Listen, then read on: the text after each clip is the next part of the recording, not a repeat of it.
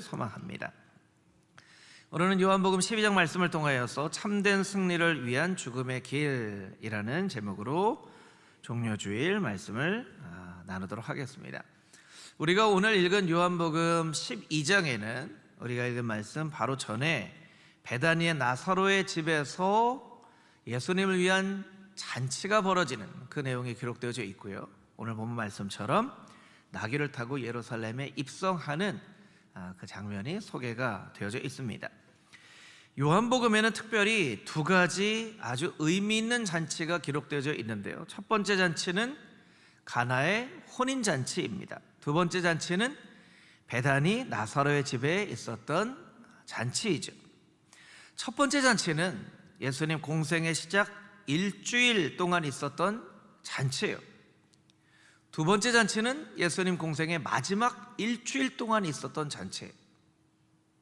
그 요한복음은 시작을 잔치로 또 공생의 끝을 잔치로 이렇게 12장까지 기록되어져 있고 13장부터 예수님의 마지막 세족식과 말씀 순환에 대한 이야기를 아주 자세하게 설명을 하고 있는 것이죠.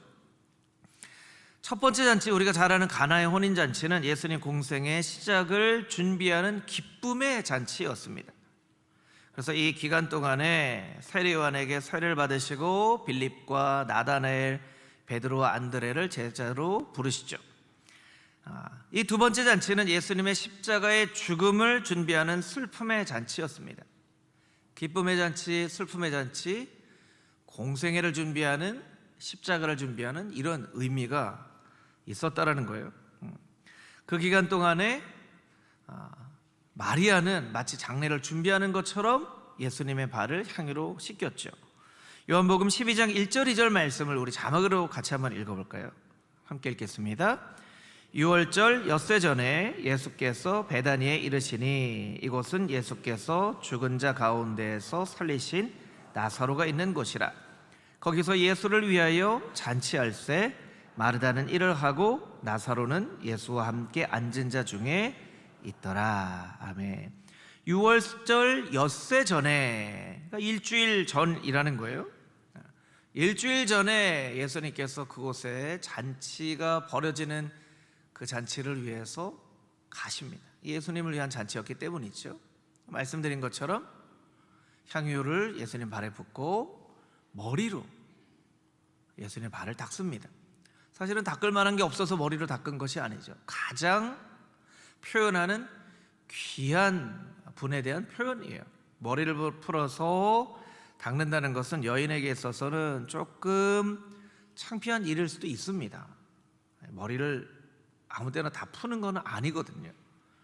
그만큼 의미 있게 예수님의, 마치 예수님의 가실 길을 아는 것처럼 마리아가 그렇게 준비를 했어요. 가룟 유다만 마리아에게 엄청 화를 내죠. 다른 사람은 가만히 있었는데 왜 화를 내면 이 향유를 왜 낭비하냐, 가난한 자들에게 팔아 나눠주면 얼마나 유용하게 쓰일 것을 하고 마리아를 아주 꾸짖습니다. 이에 대해서 예수님께서 이렇게 대답하시죠. 요한복음 12장 7절 8절 말씀인데요, 우리 제가 한번 읽겠습니다. 예수께서 이르시되 그를 가만두어 나의 장례할 날을 위하여 그것을 간직하게 하라. 가난한 자들은 항상 너희와 함께 있거니와 나는 항상 있지 아니하리라 하시니라. 가만히 두어라. 나의 장례할 날을 위해서 준비하는 것이다. 여러분, 예수님의 공생의 끝이에요. 이제 예수님은 제자들의 발을 씻기고 십자가의 길을 걸어가십니다. 십자가의 이 사건을 제외하고 난 이후, 제외를 한다면 예수님의 공생애는 잔치로 시작해서 잔치로 끝나요. 기쁨의 잔치뿐만 아니라 마지막 잔치도요, 죽음을 이기시고 부활하신 예수님이었기 때문에 슬픔의 잔치이지만 슬픔을 이긴 잔치라고 할 수 있겠죠. 왜 이 잔치의 모습을 요한복음은 이렇게 주목하여서 설명을 하고 있는가? 예수님의 삶이 잔치와 같았다라는 상징적인 의미가 있습니다. 사실 예수님은 가시는 곳마다 잔치를 하셨죠. 잔치에 참여하셨어요. 그 잔치는 대부분 죄인들, 세리와 창녀와 소외받은 사람들이 예수님을 위해서 배설한 잔치예요.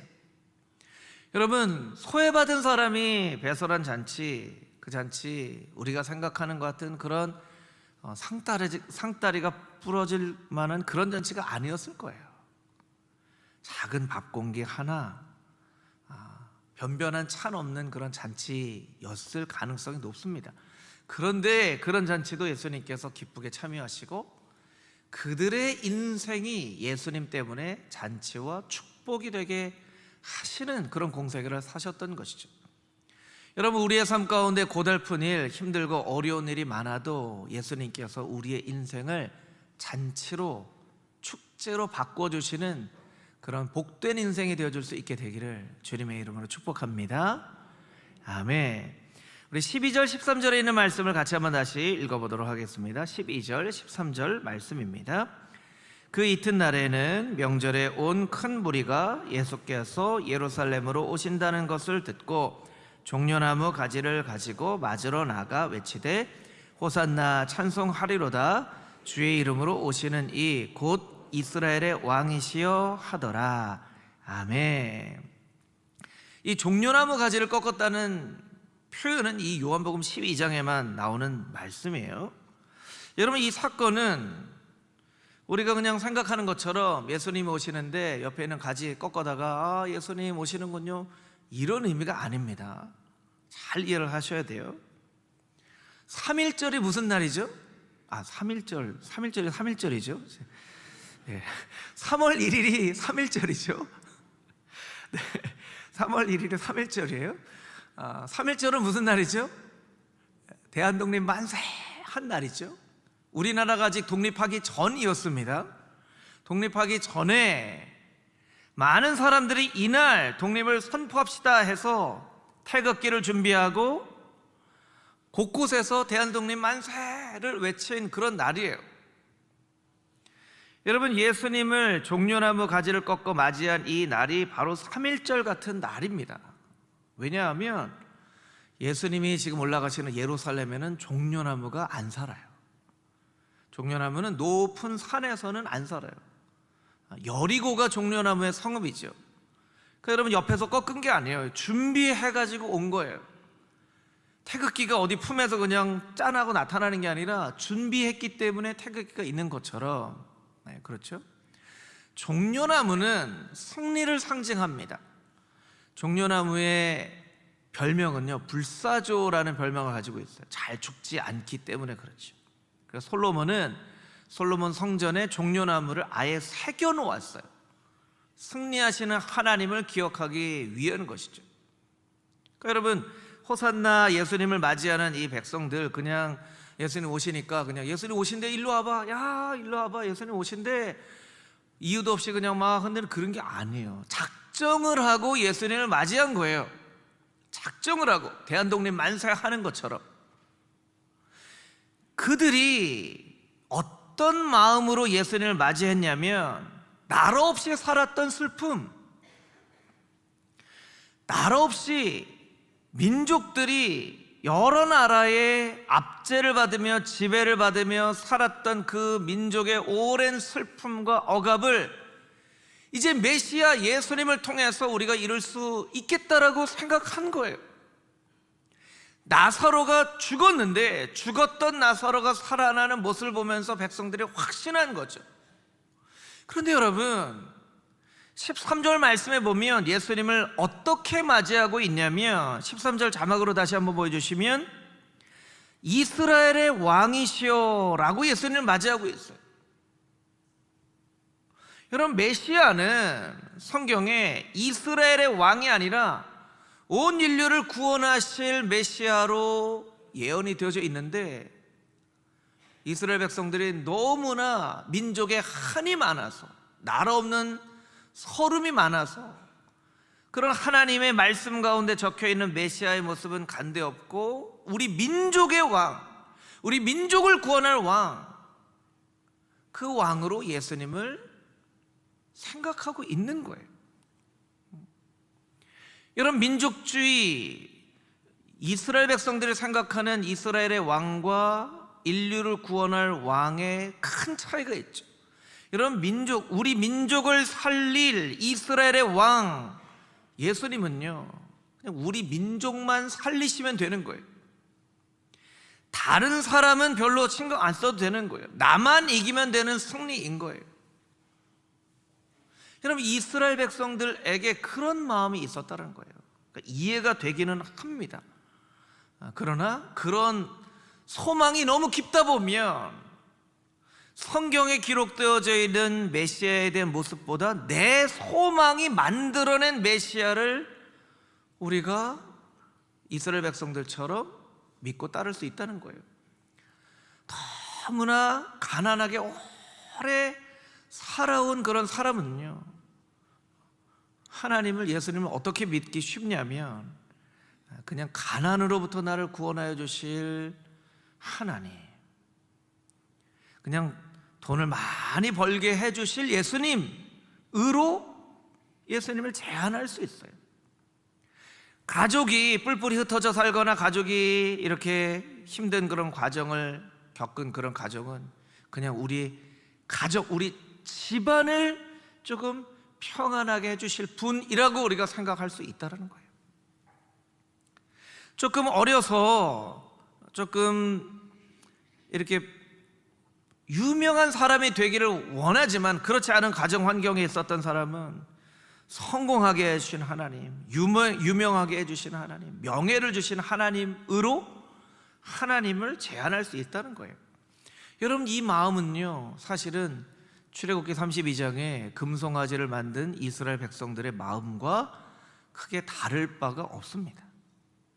그러니까 백성들이 예수님을 작정을 하고 종려나무 가지를 꺾어서 환영한 그 행동은 잘못됐다고 할 수 없지만 그 마음 가운데 가지고 있는 마음은 한 번도 이것이 정말 하나님이 원하시는 마음인가 한번 점검해 볼 필요가 있는 마음이라는 것이죠. 우리도 마찬가지입니다.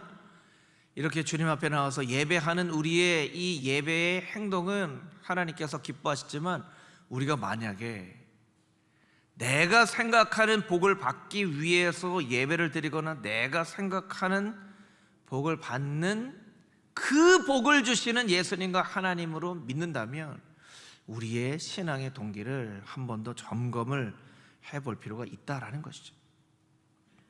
여러분, 부활주일 헌금을 몇 년 동안 이웃을 위해서 우리가 사용을 합니다. 그 이유가 무엇일까요? 이것이 나만을 위한 승리, 나만 이기면 되는 그런 부활이 아니기 때문에 이웃과 함께 나누는 것이죠. 다음 주에 우리 청년들이 노방전도를 나가요. 여러분, 청년들 나 자신을 위해서 나 맛있게 먹고 나 여행 가고 하는 거에 굉장히 관심이 많은 세대가 우리 청년 세대예요. 그런데 선물을 준비하고 기도하면서 노방전도를 나가요.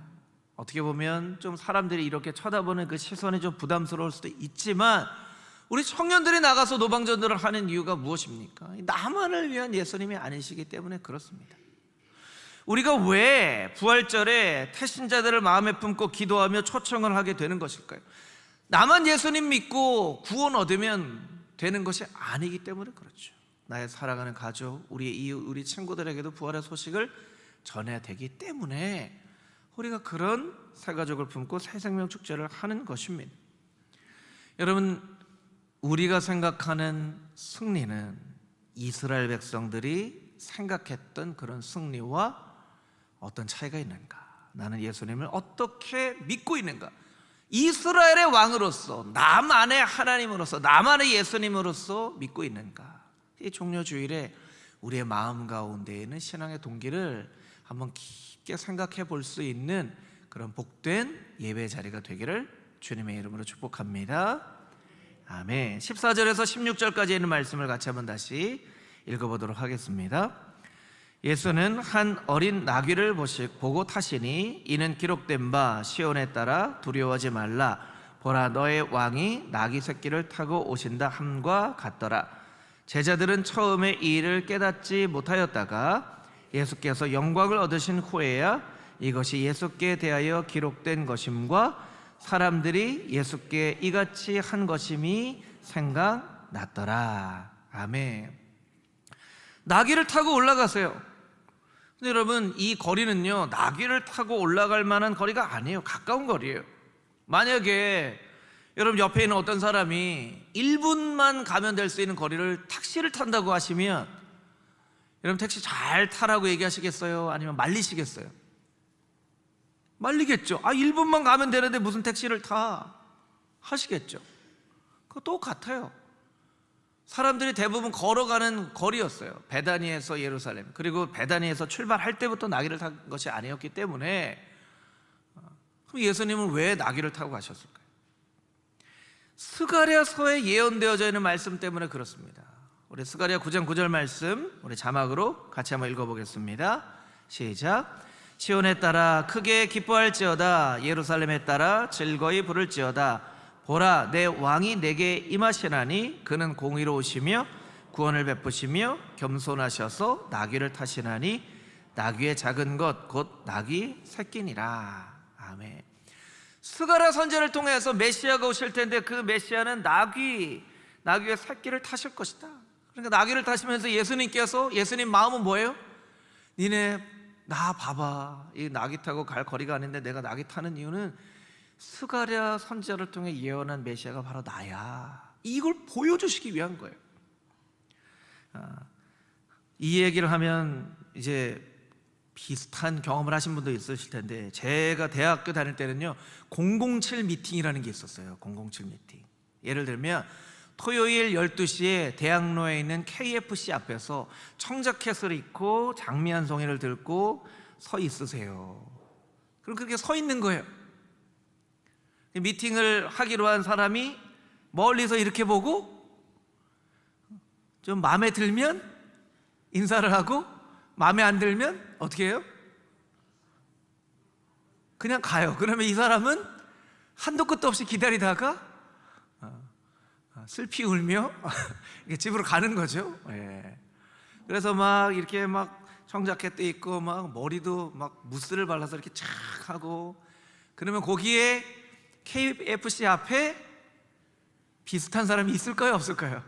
비슷한 사람이 있어요. 그럼 서로 쳐다보면서 민망해 하는 거죠. 나는 장미꽃 들고 왔는데 저 사람은 스카프 메고 있구나 하고, 우리 서로 오늘 하여튼 잘해봅시다 이렇게 하면서 하기도 하고. 예, 그런 007 미팅이 있어요. 거기에 토요일 12시에 KFC 앞에 장미꽃 들고 서 있는 사람은 그 사람 딱 한 명이에요. 우연히 그렇게 거기에 서 있을 만한 사람이 없어요. 장미꽃 너무 이뻐서 내가 하나 샀다, 그리고 거기에서 그냥 이렇게 여기 KFC 앞이 좋구나 이렇게 서 있을 수 있는 사람은 없어요. 그 사람이 딱 그 사람이라는 거죠. 예수님이 나귀를 타고 올라가신 것은 내가 바로 메시아라는 것을 나타내기 위한 것이지 다리가 아파서 올라가신 게 아니라는 거예요. 여러분, 오늘 본문의 말씀에 보면 16절에 어떻게 되어 있습니까? 제자들도 처음에는 깨닫지 못하다가, 16절 자막으로 한번 보여주세요.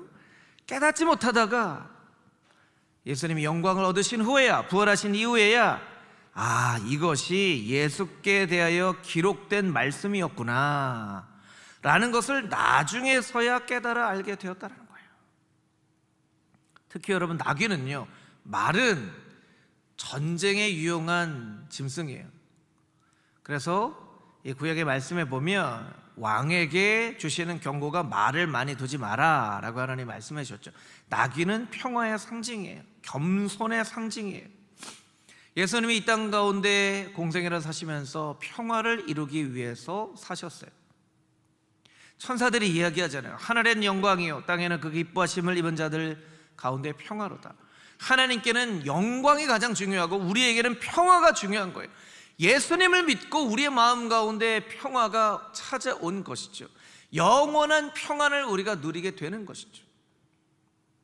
그러면 그 평화를 누리는 것으로 예수님께서 주시는 진정한 부활의 승리의 의미를 우리가 깨달아 알게 되는 거예요. 때로 우리가 예수님을 믿으면서도 마음 가운데 평안이 없으면 예수님께서 우리에게 물어보시는 거죠. 네가 원하는 구원은, 네가 원하는 승리는 과연 어떤 승리를 네가 원하느냐, 그렇게 물어보시는 거예요. 여러분, 우리가 잊어버리고 있는 큰 축복 중에 하나는, 여러분 예전에는요 하나님의 말씀을 읽어도 이 말씀에 대해서 자세하게 설명해 주는 사람이 없었기 때문에 말씀을 읽어도 깨달아 알지 못하는 일들이 많았어요. 빌립이 전도한 에디오피아 간다게 여왕의 국고를 맡은 내시가 이사야서의 말씀을 읽어도 그 읽은 말씀을 깨닫습니까? 내가 설명을 하는 사람이 없는데 어떻게 깨닫습니까? 이렇게 물어본단 말이에요. 엠마오로 가는 제자들이 예수님께서 말씀을 풀어주시기 전에는 이 말씀이 무슨 뜻인지 깨달아 알지 못했어요. 여러분, 이 이야기는 마틴 루터가 종교개혁을 하고 성경을 많은 사람들이 갖게 된 훨씬 그 이후까지도 1500년, 1600년 혹은 훨씬 더 오랜 시간 동안을 하나님 말씀을 읽으면서도 이 말씀의 뜻을 깨닫지 못하였던 시대가 너무 오래였다는 거예요. 근데 여러분, 오늘날에는요 설교도 많고 강의도 많고 말씀에 대한 설명도 많고 말씀을 오해할 그런 일들이 별로 없어요. 여러분, 이 제자들은 설명해 주는 사람이 없어서 깨닫지 못한다 하더라도 우리는 내가 원하기만 하면 이 말씀 가운데 담겨져 있는 뜻을 깨달아 알 수 있는 시대를 살아가고 있음에도 불구하고 말씀에 대한 관심이 없어서 말씀에 대해서 궁금해하지 않기 때문에 이 말씀의 뜻을 모르는 거예요. 모르는 거예요. 왜 많은 사람들이 이단에 빠집니까? 기독교의 기본 핵심 교리 한 10가지, 20가지만 알아도 절대로 이단에 빠질 일이 없습니다. 그 기본적인 교리 10개, 20개를 관심 없이 신앙생활 하니까 이단이 그걸 가지고 공격하면 저 말이 맞는 것 같아. 그리고 이단에 넘어가는 거예요. 제자들은 이 일이 어떤 의미인지를 깨달아 알지 못하고 나중에서야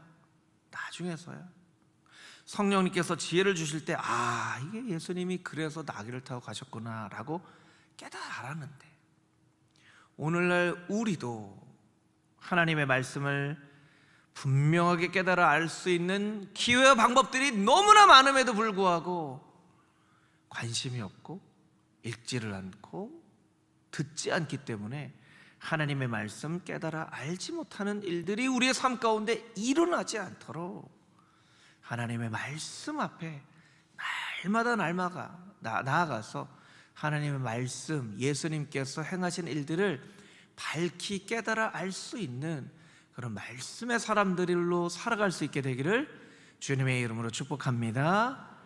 아멘. 17절에서 19절까지 있는 말씀 함께 읽도록 하겠습니다. 나사로를 무덤에서 불러내어 죽은 자 가운데서 살리실 때에 함께 있던 무리가 증언한지라. 이에 무리가 예수를 맞음은 이 표적 행하심을 들었음이로라.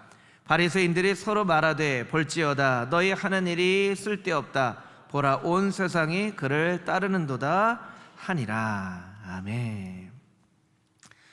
여러분, 이 자리에 있는 모든 분들이 다 언젠가는 죽게 되지요. 우리 수요일에 박신강 목사님이 예언을 하셨잖아요.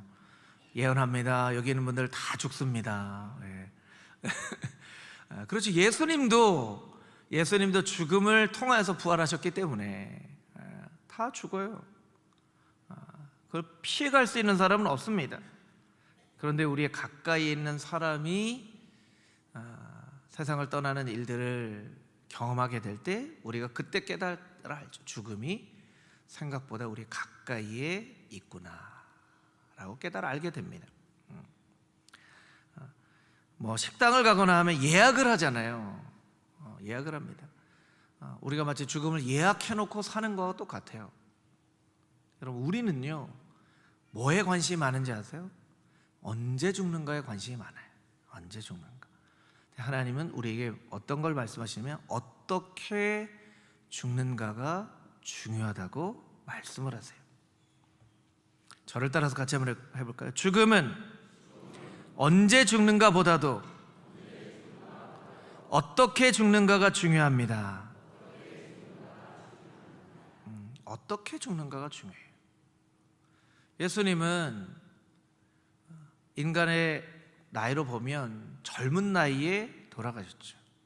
예수님의 죽음만큼 귀한 죽음이 이 인류 역사상 없는 것이죠. 최근에 마약과 연루가 되어서 자살을 한 한 유명 남자 배우가 있죠. 실명을 거론하지는 않겠지만 국민 배우라고 할 정도로 그 사람이 주연한 그런 드라마를 통해서 많은 사람이 위로를 받기도 하고 힘을 얻기도 하고 하였습니다. 그런데 사실이든 아니든 마약과 관련된 일로 세상을 떠나게 되자 아무도 그 배우 이야기를 하지 않아요. 그 배우 이름을 꺼내는 것을 다 조심스럽게 한다는 거예요. 국민 배우였는데 아무도 이야기를 꺼내지 않는 그런 배우가 되어져 버렸어요. 어떻게 죽느냐가 참 중요하다는 것을 아주 단면적으로 표현을 하는 것이죠. 예수님처럼 내가 죽어서 타인을 살리는 사람도 있고, 어떤 경우는 다른 사람의 생명으로 내가 살고자 하는 사람도 있습니다. 복음서에 보면 죽음과 관련해서 세 종류의 사람이 있는 것을 우리가 발견을 하게 됩니다. 첫 번째 사람은 죽음을 준비하는 사람인데 바로 예수님이죠. 죽음을 준비하시고 예수님의 죽음으로 다른 사람을 살리는, 제자들도 마찬가지입니다. 나사로의 죽음을 본 사람들, 오늘 본문의 말씀에 보면 나사로를 무덤에서 불러내어 죽은 자 가운데 살리실 때 있었던 그 사람들이 증언했기 때문에 이렇게 많은 사람들이 모여서 예수님을 호산나 호산나 찬양을 하는 거예요. 반면에 두 번째, 죽음을 거부하는 사람들이 있습니다. 바리새인들과 같은 사람이죠. 오늘 마지막 절에 보면 바리새인들이 스스로 얘기합니다. 우리 하는 일이 다 쓸데가 없다. 무슨 얘기입니까? 다 쓸데가 없어. 우리가 하는 일이 다 쓸데가 없어. 온 세상 사람들이 다 예수님을 따르고 있는데, 여러분, 온 세상 사람들이 다 예수님 따르고 있다고 하면서 왜 자기들은 예수님을 따르지 않는 거죠? 너무나 이해가 안 되는 일이죠. 대제사장 가야바 같은 경우는요, 이제 대한독립 만세 같은 일을 했기 때문에 대제사장은 무슨 부담이 있어요? 로마에서 이 일을 알면 큰일 나는데 이런 생각을 하는 거예요. 예수를 죽여서 로마의 그런 분노를 사지 말아야 되겠다, 이런 생각을 하는 거예요. 대제사장은 어떤 사람이죠? 제사를 집례하고 하나님 앞에 백성들의 죄를 가지고 가는 사람이에요. 그런데 대제사장 가야바는 자신의 목숨을 하나님이 손에 쥐고 계시다고 생각하지 않고 로마가 자기 목숨을 손에 쥐고 있다고 생각을 한 거예요. 로마한테 잘 보일 생각은 했지만 하나님한테 인정받을 생각은 못했던 사람이에요. 로마의 심기를 절대로 거스려서는 안 된다고 생각했지만 하나님의 심기를 거스리는 일들은 너무나 많이 했던 사람, 바로 대제사장 가야바와 바리새인들, 종교 지도자들이었다는 거예요. 예수님을 못 박도록 빌라도를 설득하죠. 그 사이에 있는 사람들이 바로 호산나 호산나 예수님을 맞이했던 그런 무지한 백성들입니다. 여러분, 나는 어느 편에 서 있는가 한번 질문해 볼 필요가 있겠죠. 여러분은 어느 편에 서 있습니까? 예수님 편입니까? 가야바 편입니까? 죽음을 준비하는 혹은 죽음을 거부하는, 마치 평생 살듯이 이 세상에 뿌리를 내리고 살아가는 것처럼 살고 있는지, 언제든 하나님이 나를 불러주시면 할렐루야 찬양하며 하나님 앞으로 갈 준비가 되어 있습니다. 예수님처럼, 사도 바울처럼 그렇게 살고 있는지 우리가 한번 돌아볼 필요가 있다는 거예요. 고린도후서 6장 말씀에는 이런 구절이 기록이 되어져 있습니다. 고린도후서 6장 9절 10절 말씀을 우리 같이 한 목소리로 읽어보도록 하겠습니다. 무명한 자 같으나 유명한 자요, 죽은 자 같으나 보라 우리가 살아있고, 징계를 받는 자 같으나 죽임을 당하지 아니하고, 근심하는 자 같으나 항상 기뻐하고, 가난한 자 같으나 많은 사람을 부요하게 하고, 아무것도 없는 자 같으나 모든 것을 가진 자로다. 아멘. 이 성도들을 향한 표현이에요. 여러분 좀 유명한 사람이에요? 아니면 안 유명한 사람이에요? 별로 안 유명하죠. 길거리 지나가면 막 알아보고 막 누구 아니세요? 막 이러지 않죠? 예, 저도 마찬가지예요. 예. 막 저를 알아보고 뭐 이런 일은 없어요. 예. 그런데 무명한 자 같으나 유명한 자요. 하나님께서 우리를 알아보신다는 거예요. 여러분, 사람들 안 알아봐도요, 제일 중요한 사람 한 사람 알아보면 그것만큼 명예로운 일이 없죠. 그것만큼 명예로운 일이 없어요. 뭐 이 한 사람 얘기하기가 되게 조심스럽긴 하지만, 뭐 예를 들면 운동을 좋아하는 우리 청소년부, 아동부의 아이들이 손흥민 선수가 와서 알아본다면, 야, 네가 안 예담이구나, 이렇게 하면 예담이는요 정말 기절할 거예요. 예. 아무도 안 알아봐도 괜찮아요. 친구들, 뭐 동네 사람들 아무도 안 알아봐도 괜찮아요. 손흥민 선수, 야, 네가 안 예담이구나, 네가 이렇게 축구 잘한다면서 하면 그것만큼 정말 신나는 일이 없죠. 여러분, 사람들 안 알아보면 어떻습니까? 하나님이, 야, 내 아들 이렇게 알아보시면 그게 최고인 거예요. 할렐루야. 무명한 자 같으나 유명한 자요, 죽은 자 같으나 보나 우리가 살아있고 영원한 생명을 마음 가운데 가지고 살아갑니다. 근심하는 자 같으나 항상 기뻐하고.